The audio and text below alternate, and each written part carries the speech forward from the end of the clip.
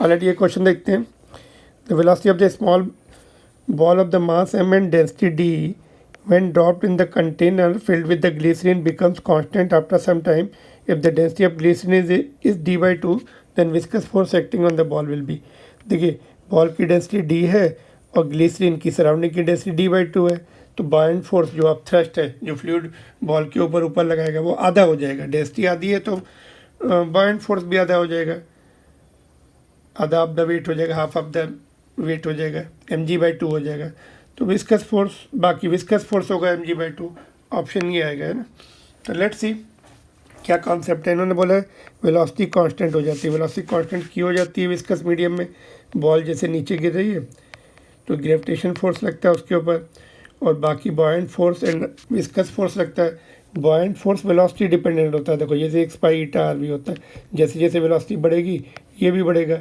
एक सिचुएशन आ जाएगी ये दोनों फोर्स मिलके ग्रेविटेशन फोर्स के बराबर हो जाएंगे तो नेट फोर्स 0 हो जाएगा, वेलोसिटी कांस्टेंट हो जाएगी। वही दिया टर्मिनल वेलोसिटी का केस है ये, ना।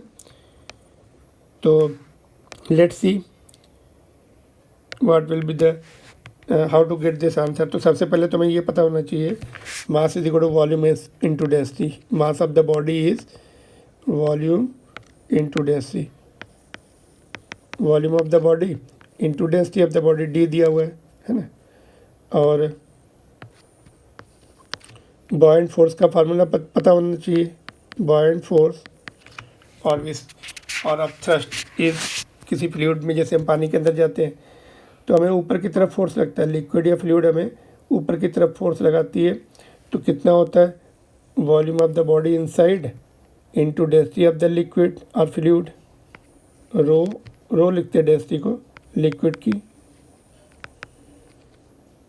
रो किसकी होनी चाहिए, मतलब डेंसिटी का सिंबल रो है तो लिक्विड की डेंसिटी है यहाँ पर, क्योंकि लिक्विड या फ्लूइड फोर्स लगाता है इनटू जी। ये फार्मूला लर्न कर लीजिए बॉयंट फोर्स का, volume inside into density of the fluid और liquid multiplied by acceleration due to gravity. तो फ्लूइड की डेंसिटी लिक्विड की डेंसिटी कितनी है, d/2 G as it is. तो वॉल्यूम इनटू डेंसिटी ऊपर से हम मास लिख सकते हैं, volume into density is mass of the body divide by 2। तो बायन फोर्स देखो वेट का आधा आ गया। तो फार्मूला क्या है, कांस्टेंट वेलोसिटी में क्या होता है gravitational force, buoyant force plus viscous force is equal to gravitational force. तो बॉयंट फोर्स तो mg/2 निकाला हमने ऊपर से ये वाला, विस्कस फोर्स हमें निकालना है और ग्रेविटेशनल फोर्स mg होता है ना। तो viscous force is equal to mg minus mg/2, ये mg/2 इधर आ जाएगा, माइनस हो जाएगा इसमें से, फुल में से हाफ गया तो हाफ बचा, mg/2 आ गया आंसर, ऑप्शन नंबर 1 जो हमने प्रेडिक्ट किया था। ऑलराइट, तो you have to remember buoyant force का फार्मूला एंड कॉन्सेप्ट भी थोड़ा पता होना चाहिए। And mass is equal to volume into density होता है, डेंसिटी डी के टर्म में दिया है तो हमने भी डी के टर्म में लिखा है। ऑलराइट।